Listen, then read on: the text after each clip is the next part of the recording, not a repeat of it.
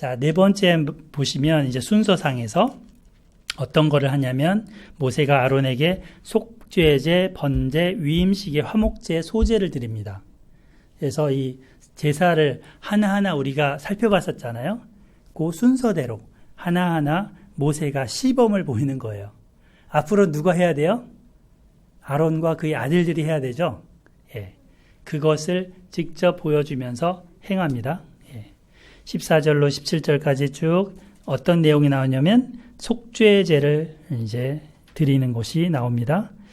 14절 모세가 또 속죄제의 숫송아지를 끌어오니 아론과 그의 아들들이 그 속죄제의 숫송아지 머리에 안수하매. 여기 속죄제의 숫송아지라고 그랬는데 그 사실은 번역상 송아지가 아니고 숫소로 번역하는 게 맞다고 그랬죠. 예. 그래서 송아지가 아니라 이제 소예요. 큰 소. 그 소를 끌고 와서 거기에 이제 안수를 함으로써 이제는 아론과 그의 아들들이 지은 죄가 송아지에게 전가되고, 그죠? 전가되고 동일시돼서 그 소가 지금 죽음으로 인해서 대신 죄에 대한 형벌을 받는 거죠. 죄에 대한 형벌을 이렇게 받음으로 인해서 결국 용서를 받는 것이 이 속죄제입니다. 그러니까 제사장인 이 아론도 흠이 있는 사람이고, 그죠? 죄인이죠. 아담의 후손이죠. 자, 이렇게 해서 그 소를 잡고 피를 발라요. 피를 바르는데 이건 이제 나중에 바르는 부분이고, 피를 일단은 어디 바르냐면 제단 뿔에 바릅니다. 그래서 정결 예식을 행합니다. 더러워진 곳을 피로 씻어냅니다. 또 기름은 제단 위에서 불사르고 가죽, 고기, 똥은 어떻게 하냐면 진영 바깥으로 나가서 불살랐죠. 우리 속죄제 할 때 제사장의 죄와 회중의 죄는 속죄 제물을 이 진영 바깥에 가져가서 태운다 배웠었죠. 기억나시죠? 그거를 지금 하는 거예요. 근데 그때랑 지금이랑 조금 다른 게 뭐냐면 그때는 제사장의 죄를 지었을 때 그 피를 이 성막들이 아니라 성막들의 번제단이 아니라 성막 안에 들어가서 지성소와 성소를 가르는 휘장이 있었잖아요. 거기에 피를 먼저 뿌렸었어요. 그리고 향단에 피를 발랐었어요. 근데 지금 여기는 그걸 하지 않죠. 왜 그럴까요? 아직은 제사장직을 안 했잖아요. 제사장직을 하면서 죄를 지으면 그 하나님의 그 영역까지 범죄한 것이기 되기 때문에 그 성소까지 가서 그걸 해야 되지만 지금은 아직 안 했기 때문에 번제단에만 지금 이제 피를 바릅니다. 약간 달라요. 그래서 앞에 속죄제랑. 그리고 이 속죄제를 하고 나서 지금 뒤에 번제, 화목제가 이어집니다. 이 속죄제 없이 번제 먼저 드릴 수 있을까요? 번제 먼저 드려도 될까요? 안 돼요. 하나님은 그 죄의 용서함을 먼저 해결하고 만나야 됩니다. 죄의 용서함, 사죄의 은혜가 없이 하나님 앞에 나아가는 어떠한 헌신, 어떠한 봉사, 어떠한 교제도 사실은 의미가 없습니다. 이 죄사함이 필요한 거죠. 먼저 구원의 은혜가 필요한 거죠. 자, 그렇게 하고 일단은 이 제사제도를 속죄제를 드렸습니다. 이 속죄제에 해당되는 분이 우리로서 누구예요? 수수에 해당되는 분이 예수 그리스도시죠. 예수님이 세상 죄를 지고 하는 하나님의 어린 양이셨습니다. 자, 번제를 그 다음에 드립니다. 번제는 18절부터 21절. 또 번제 순양을 드릴새 아론과 그의 아들들이 그 순양의 머리에 안수하매 모세가 잡아 그 피를 제단 사방에 뿌리고 그 순양의 각을 뜨고 모세가 그 머리와 각 뜬 것과 기름을 불사르고 물로 내장과 정강이를 씻고 모세가 그 순양의 전부를 제단 위에 불사르니 이는 향기로운 냄새를 위하여 드리는 번제로 여호와께 드리는 화제라. 여호와께서 모세에게 명령하신 것과 같았더라. 우리 번제 제도를 자세히 봤었기 때문에 여기서는 이렇게 읽고 넘어가 보겠습니다. 자, 그 다음에 위임제 화목제를 드립니다. 8장 22절로 24절. 또 다른 순양 곧 위임식의 순양을 드릴세 아론과 그의 아들들이 그 순양의 머리에 안수함에 모세가 잡고 그 피를 가져다가 아론의 오른쪽 귓뿌리와 그의 오른쪽 엄지손가락과 그의 오른쪽 엄지발가락에 바르고 아론의 아들들을 데려다가 모세가 그의 오른쪽 귓뿌리와 그들의 손의 오른쪽 엄지손가락과 그들의 발의 오른쪽 엄지발가락에 그 피를 바르고 또 모세가 그 피를 제단 사방에 뿌리고. 자, 여기 사진 보이시죠? 저렇게 한번 귀 여기 만져보세요. 예, 귓볼 말고 귓볼일지 요 귀 위일지는 잘 모르겠어요. 예, 피를 여기다 발랐다는 거예요. 피를. 순양의 피를. 그 다음에 두 번째 여기 만져보세요. 엄지손가락. 예, 엄지손가락 여기다 피를 발랐다는 거예요. 발가락은 지금 손이 안 닿으니까 발가락. 예.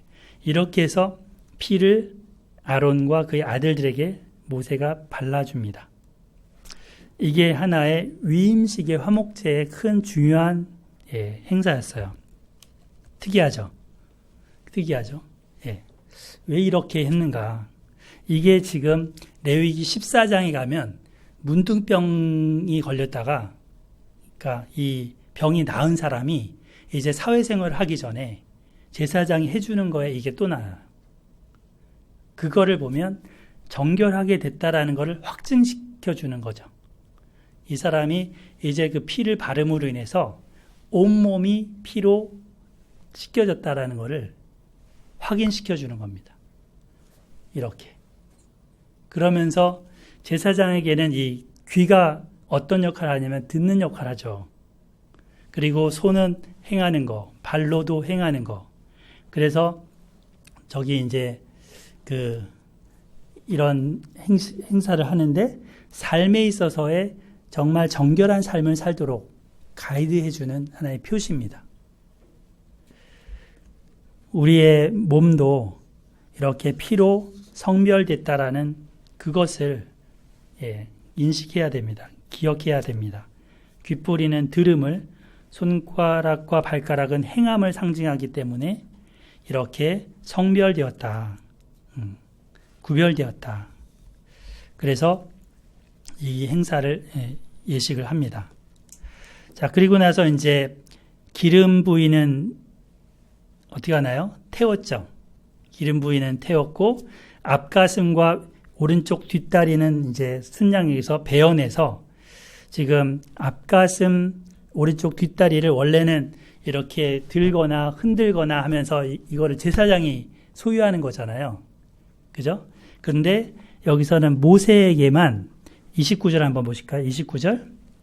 8장 29절. 같이 한번 읽어봐요. 시작. 이에 모세가 그 가슴을 가져다가 여호와 앞에 흔들어 요제를 삼았으니 이는 위임식에서 잡은 순양의 중 모세의 몫이라. 여호와께서 모세에게 명령하신 것 같았더라.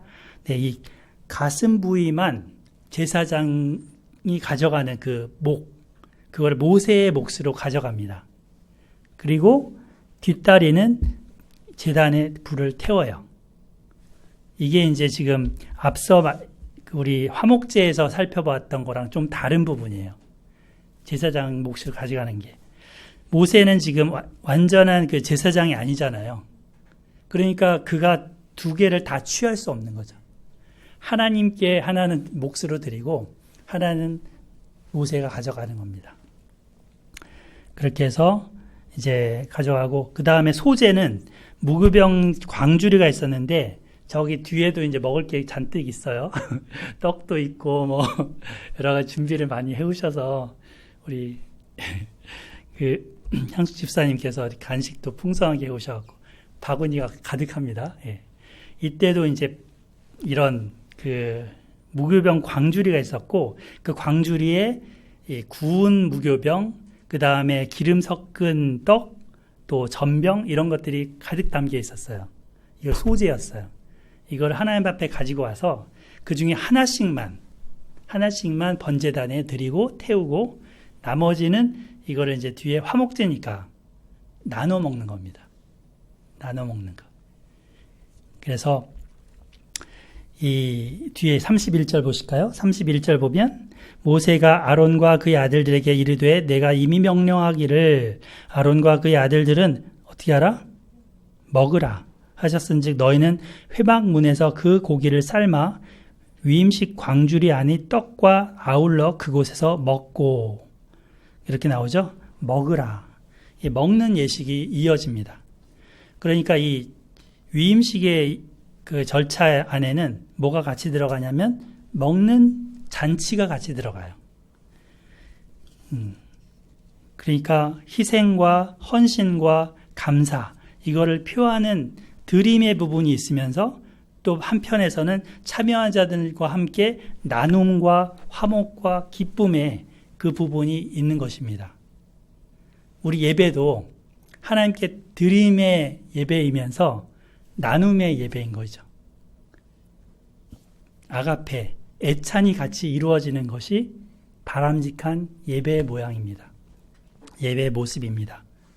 여러분들 간에 옆 사람이 누가 왔는지 누가 왔다가 갔는지도 모르고 그냥 한번 설교 말씀 듣고 예배 다 참석하고 끝났어. 이게 돌아가는 예배의 모습이 아니라고요. 옆에 앉아 계신 함께 예배 드리는 분들과 함께 기쁨도 나누고 삶도 나누고 먹을 것도 나누고 그 자체도 같이 이 예배 안에 포함되어 있는 것입니다. 오늘날 대형 교회들 가면은 익명의 그런 신자들이 많아요. 누가 왔다 갔는지도 몰라요. 바람직한 것이 아닌 거죠. 자, 이렇게 해서 먹는 예배를 드리고 이게 이제 하루 일과였어요. 그리고 이게 며칠을 갑니까? 7일. 7일간 위임식이 이루어집니다. 똑같은 예식을 7일 동안 했다는 것입니다. 그리고 제사장들은 회막을 나가지 않고 이 일주일 동안은 계속 이 위임식의 예식을 행해야 했습니다. 뒤에 이제 33절부터 36절까지 이렇게 나오죠. 예. 만약에 나가면, 머물지 않고 나가면 어떻게 되는 거예요? 죽는다. 나가면 죽어. 예. 어떻게 보면 가택연금 같죠? 약간. 예. 그런 정도로 중요하다는 겁니다, 이게. 이것을 다 준행했습니다. 계속 어떤 행사를 할 때마다 이 말씀이 계속 반복되죠. 여호와께서 모세를 통하여 명령하신 모든 것을 준행하니라. 출애굽기 29장에 말씀하셨던 그대로를 계속해서 준행했다라는 것을 반복해서 강조해 줍니다. 이것은 이제 이 위임식을 하고 나서 아론은 제사장이 되는데 이 제사장직은 그 선출직이 아닙니다. 선출직이 아니죠. 투표제도 아닙니다. 상속직입니다. 그러니까 후손들에게 이어져 가는 거죠. 아론 그 집안의 사람들에게 제사장으로 이렇게 이어져 가게 됩니다. 결국 이제 쭉 이어질 때 에스라라는 사람이 있어요. 우리 교회의 이름이 뭐예요? 에스라 소망교회. 이 에스라라는 사람이 있어요. 이 에스라가 아론의 몇 대손일까요? 아론의 몇 대손? 자기를 소개하는데 16대손이라고 하죠. 네. 속으로 얘기를 하고 계신 것 같아요. 예, 16대손입니다. 그러니까 아론부터 쭉 이어져서 에스라까지 간 거죠. 그 이후에도 계속 있었죠.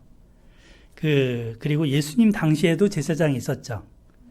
그래서 예수님 이후에 AD 70년 예루살렘 성전이 멸망할 때까지 대제사장이 있습니다. 그때 대제사장 이름이 파피아스라는 사람인데 이 사람이 77대라고 합니다. 아론부터 77대까지 이어졌습니다. 이렇듯 구약에서는 제사장이 특정한 계층으로만 있었습니다. 신약에서 들어서면 이게 바뀝니다.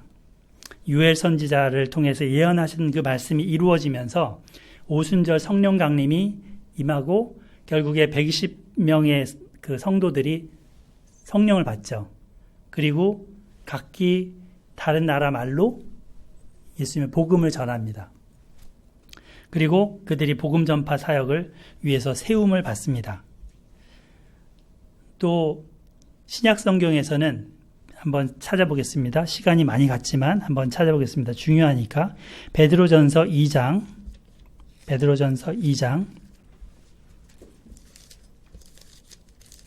5절 제가 읽을게요. 너희도 산돌같이 신령한 집으로 세워지고 예수 그리스도로 말미암아 하나님이 기쁘게 받으실 신령한 제사를 드릴 거룩한 제사장이 될지니라. 9절 읽어주세요. 9절 2장 9절 시작. 그러나 너희는 택하신 족속이요 왕같은 제사장들이요 거룩한 나라요 그의 소유가 된 백성이니 이는 너희를 어두운 데서 불러내어 그의 기이한 빛에 들어가게 하신 이의 아름다운 덕을 선포하게 하려 하심이라. 예, 여기서 베드로 서신을 받는 그 성도들에게 왕같은 제사장, 거룩한 제사장이라고 말하고 있습니다. 그죠?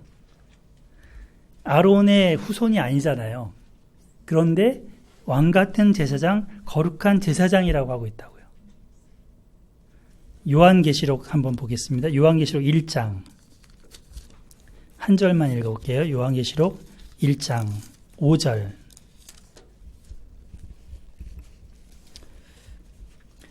제가 읽을게요. 또 충성된 증인으로 죽은 자들 가운데서 먼저 나시고 땅의 임금의 머리가 되신 예수 그리스도로 말미암아 은혜와 평강이 너에게 있기를 원하노라. 우리를 사랑하사 그의 피로 우리 죄에서 우리를 해방하시고 6절 읽어주세요. 시작. 그의 아들 우리를 나라와 제사장으로 삼으신 영광과 능력이 세세토록 있기를 원하노라. 아멘. 예, 나라와 제사장으로 삼으셨다 그랬죠. 우리를. 그러니까 아론의 집안만이 제사장이 아닌 거죠. 예수 그리스도를 믿는 자들은 제사장인 거죠. 그리스도의 제사장인 거죠. 이것이 신약 성경에서 말하는 가르침입니다. 이게 요한계시록 5장에도 나오고 20장에도 나와요. 그래서 우리 모두 제사장이라는 것입니다. 종교개혁은 이것을 발견한 것입니다. 종교개혁은. 그 전에는 사제들만 제사장인 줄 알았어요. 저같이 이런 가운 입은 사람만 제사장인 줄 알았어요. 그래서 미사라고 하는 그런 방식으로 제사를 카톨릭은 드리고 있죠. 사제. 그러나 종교개혁은 만인 제사장, 모두가 제사장이라는 것을 성경에서 발견한 겁니다. 성경에서. 베드로서, 요한계시록. 예. 그래서 1520년에 쓴 여기 독일의 그리스도인 귀족들에게 마틴 루터는 이런 책을 씁니다. 책 제목이 독일 기독교 귀족들에게 고함이라는 책이에요. 여기 이런 말을 써요. 모든 신자들은 그가 성직자이든 아니든 상관없이 누구나 직접 오로지 예수 그리스도를 하나님과 인간 사이의 중재자로 하여 하나님께 나아가 하나님께 예배하며 교제할 수 있다. 여기에는 기도, 성경 해석, 선을 행하는 모든 것을 포함한다. 그러니까 그 전에는 이 사제라는 사람만 성경을 해석할 수 있었어요. 교황만 성경 해석권이 있는 거예요. 그러나 그것이 아닌 것을 이렇게 선포한 것입니다. 우리 문영훈 집사님도 성경을 해석할 수 있고요. 이효승 집사님도 성경을 해석할 수 있고요. 예. 저도 성경 해석하지만 저 틀릴 때도 있잖아요. 그죠? 서로 배우는 거죠. 서로 성도 간에. 그리고 성령님의 조명하심을 받기 위해서 기도하고 읽는 거죠. 종교개혁자들은 하나님과 사람 사이의 중보자, 중재자는 오직 한 분뿐이시다.